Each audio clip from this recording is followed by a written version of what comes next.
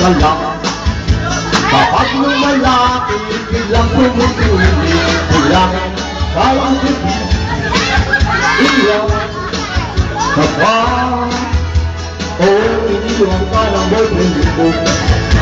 Kaming humahaa at pinagsasawa dahil kayo nabihis ngayon. Nakakabaliw ka, nakakaalin, nakakasuli